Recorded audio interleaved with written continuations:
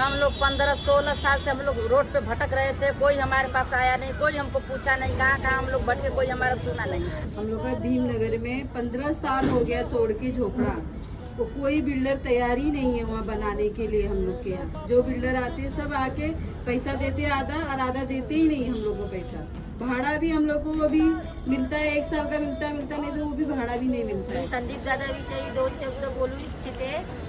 खूप काही मदत केली, एसआरएमध्ये नेलं, त्याच्यापासून आम्हाला आमच्या कमिटीने पोलीस स्टेशनला पाठवलं।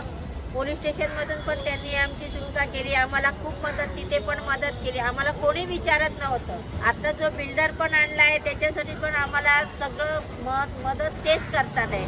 आमच्या रेशनिंगपासून आमच्या पाण्यापासून सगळ्याची व्यवस्था त्यांनी केलेली आहे। लहानांपासून थोरांपर्यंत संदीप दादाच आहे आणि ते लोकांना एवढी मदत करतात। आम्हाला आमचा नेता तर संदीप दादा पाहिजेत होता, गोरेगावातले पाहिजेत।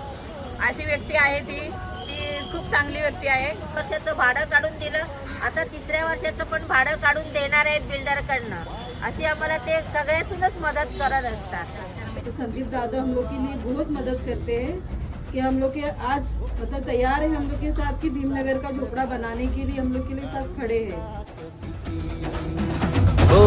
पायी फुफाटा रुतल काटा दिसल वाट तुझी